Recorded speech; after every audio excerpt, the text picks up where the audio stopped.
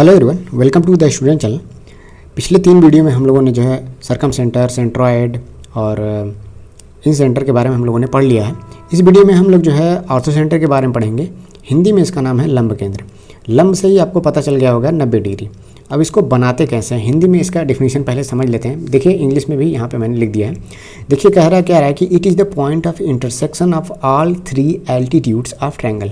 अब एल्टीट्यूड्स बनाएंगे कैसे हम, एक ट्रायंगल हम ले लेते हैं, जैसे देखिए ए बी सी। अब तीनों एल्टीट्यूड का मतलब, कहने का मतलब क्या है, अगर ए पॉइंट से बी सी पर हम जो है लंब खींच देते हैं और बी से है जो है हम ए सी पे लंब खींचते हैं 90 डिग्री और सी से जो है सेम जो है लंब खींचते हैं, तो ये तीनों एल्टीट्यूड का काम करेंगे और ये तीनों पॉइंट जहाँ पे कट करेंगे वो हमारा ऑर्थो सेंटर का काम करेगा। इसको हम ओ से डिनोट कर देते हैं। तो यही है एक्चुअल इसका डेफिनेशन।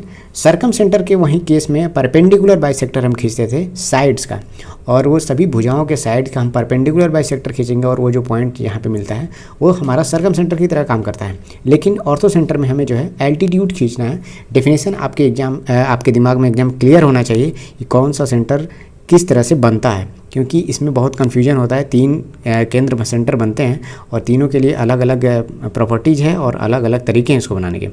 और अब इस ऑर्थो सेंटर से हमें 3 रिजल्ट मिल के आते हैं और तीनों रिजल्ट जो है आपको याद रखना है। होता क्या है, पहला रिजल्ट ये है कि एंगल बी ए सी, अर्थात ए कोण जो आप देख रहे हैं रेड पेन से मैंने बनाया है, तो angle B A C plus angle B O C, इस एंगल की मैं बात कर रहा हूँ, तो एंगल बी ओ सी अगर इन दोनों को जोड़ा जाता है तो वो 180 डिग्री के बराबर होगा। सेम उसी तरह से अगर मैं कहूँ ए बी सी, इस एंगल को angle A B C plus angle A O C, इस एंगल को, सामने वाले जस्ट एंगल को अगर हम जोड़ते हैं एंगल ए ओ सी, तो ये भी जो है 180 डिग्री के बराबर होगा। इसी तरह से सेम ए सी बी को अगर जोड़ते हैं angle A C B plus angle A O B, इस एंगल को अगर हम जोड़ते हैं एंगल ए ओ बी, तो 180 डिग्री के बराबर होगा। ये तीनों रिजल्ट आपको याद रखने हैं। ये ऑर्थो सेंटर के केस में जो है ये होता है। सिंपल, बहुत आसान क्वेश्चन अगर दे देता है तो सिंपली अगर कह देगा कि किसी ट्रायंगल में ए बी सी में ओ जो है ऑर्थो सेंटर का काम कर रहा है, अगर सी का जो है मान अगर दे दिया है 70 डिग्री, तो ए ओ बी का मान, इसका मान आपको पूछना है, वो निकालना है। तो सिंपली जो है दोनों का कोण 180 डिग्री के बराबर होगा दोनों को जोड़ने पे। तो 70 आपको पता है, तो 180 में से आप 70 घटा दीजिए तो 110 डिग्री आपका निकल के आ जाएगा। तो प्रॉपर्टीज आपको पता होना चाहिए, तभी जो है आप आसानी से जो है क्वेश्चन कर पाएंगे। अब देखिए ऑर्थो सेंटर को लेकर के एक 3 रिजल्ट हैं, वो आपको याद रखना है। 1 लाइनर क्वेश्चन इस पर बन जाता है। सबसे पहला जो ट्रायंगल होता है acute angle. Acute angle triangle कहने का मतलब यह है कि जिसके तीनों कोण जो हैं वो 90 डिग्री से कम हो, न्यून कोण हो, जिसे आप जानते हैं न्यून कोण त्रिभुज जिसे बोलते हैं। एक आता है ऑब्ट्यूज एंगल ट्रायंगल, ठीक है। तो ऑब्ट्यूज एंगल का मतलब, कहने का मतलब यह है कि कोई एक जो कोण होगा वो अधिक कोण होगा, एक मतलब 90 डिग्री से ज़्यादा होगा।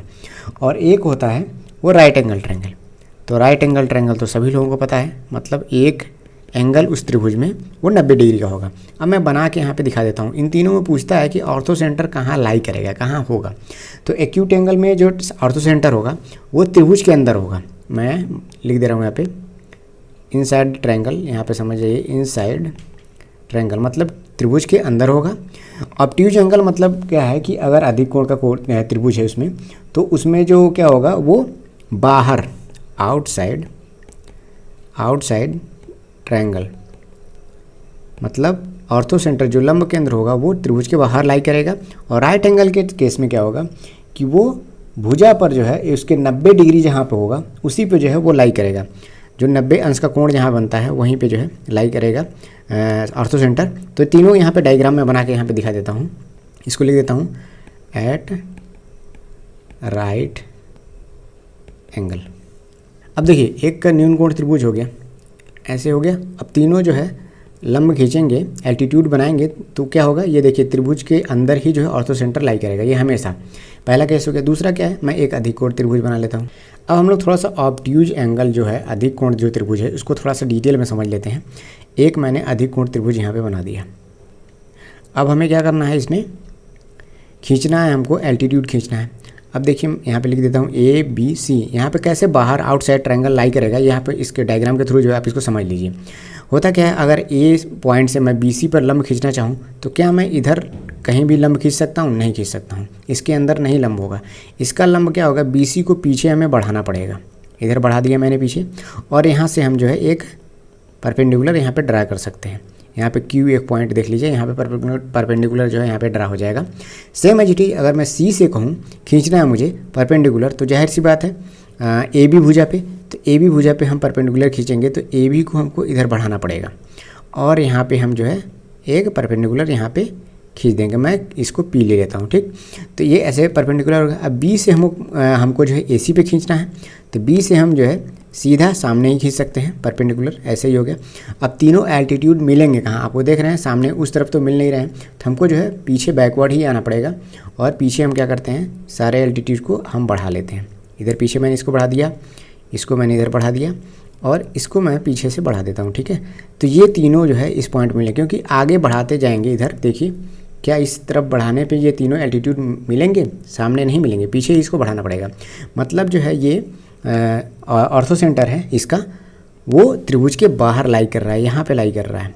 तो इसलिए मैंने लिखा, कभी एग्जाम में आ जाता है कि ऑर्थो सेंटर जो है किसी ऑब्ट्यूज एंगल ट्रायंगल में कहाँ लाई करेगा, ऑन द लाइन या किसी साइड पे, या फिर जो है इन द ट्रायंगल, या फिर आउटसाइड द ट्रायंगल। इस तरह से पूछेगा तो ऑप्शन में रहेगा आउटसाइड द ट्रायंगल, तो इसको आपको मार्क करना है। राइट एंगल ट्रायंगल के केस में ये तो बहुत ही सिंपल है, मैं एक राइट एंगल ट्रायंगल यहाँ पे बना देता हूँ। देख लीजिए राइट एंगल ट्रायंगल।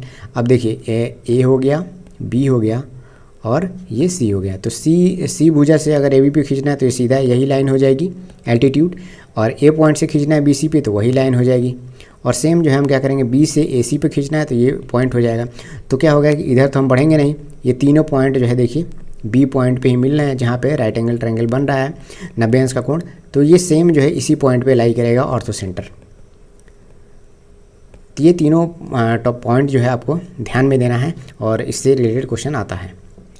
अब मैं फाइनल जो है एक कंक्लूजन आपको बता दे रहा हूँ, आप इसको याद रखिए। बाकी तीनों पॉइंट जो है, जो जितने भी मैंने सेंटर बताए हैं, वो आपको याद रखने की ज़रूरत नहीं है, कौन कहाँ पे लाई करेगा।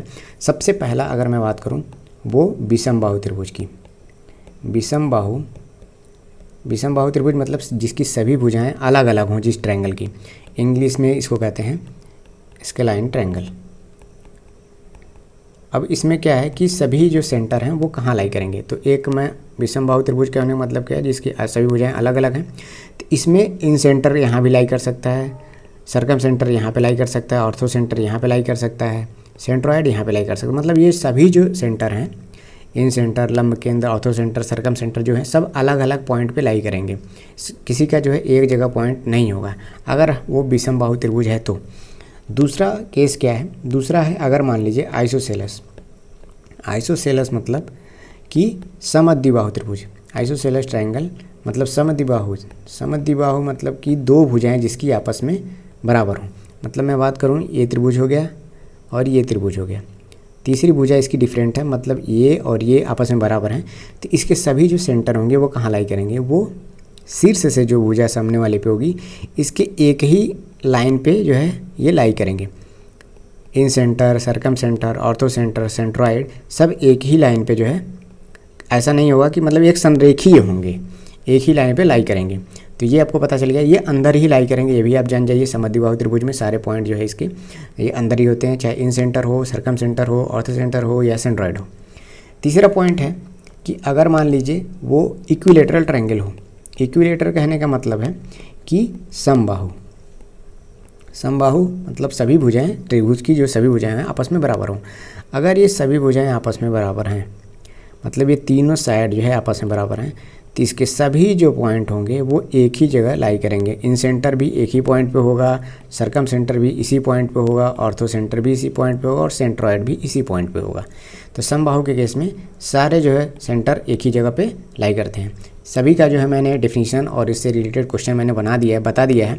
तो आप तीनों पार्ट देख लीजिएगा, सबको मैंने प्लेलिस्ट में बना दिया है। तो वो लोग आप वहाँ पे जो लोग नहीं देखे हैं वो देख सकते हैं। प्लेलिस्ट का लिंक मैं जो है नीचे डिस्क्रिप्शन में उसको दे दे रहा हूँ। अब एग्जाम में पूछे जाने वाला सबसे इंपॉर्टेंट एक क्वेश्चन है समबाहु के केस में, क्योंकि समबाहु त्रिभुज से ही रिलेटेड ज़्यादातर क्वेश्चन आता है एग्जाम में। इसमें क्या होता है कि इन सेंटर का जो है इन सर्किल जो बनता है या सरकम सर्किल बनता है उसका रेडियस का मान पूछता है।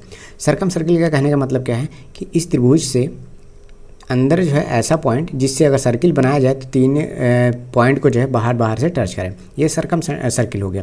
और इन सर्किल क्या होता है कि इस त्रिभुज इस पॉइंट से लेकर के जो है अगर सर्किल बनाया जाए तो वो तीनों भुजाओं को ऐसे टच करता हुआ जाए, मतलब अंदर जो सर्किल है वो इन सर्किल है, बाहर जो सर्किल बन रहा है उसको ये सरकम सर्किल कहेंगे। तो ये सरकम सेंटर का काम करेगा। तो बाहर वाला जो कैपिटल आर है, देखिए दोनों पॉइंट एक ही जगह होंगे, ये भी जान जाइए आप। तो बाहर वाले सर्किल का जो रेडियस होगा वो कैपिटल आर में लिखते हैं और अंदर वाले सर्किल को हम स्मॉल आर में लिखते हैं। तो अगर कभी एग्जाम में पूछता है कि इन सर्किल का रेडियस बताना है, मतलब अंदर वाला जो सर्किल बन रहा है इसका रेडियस बताना है, तो इसका फार्मूला होता है R होता है A/2√3। ये सिर्फ एक ही केस में अप्लाई होगा, ये समबाहु त्रिभुज के केस में ही मैं बता रहा हूँ। इक्विलेटरल ट्रायंगल के केस में इन सर्किल का जो रेडियस होगा वो A/2√3 होगा, और सरकम सर्किल का जो है रेडियस होगा वो कैपिटल आर की अगर मैं बात करूँ तो वो होता है A/√3। मतलब आप समझ जाइए A/√3 तो आपको याद रखना है।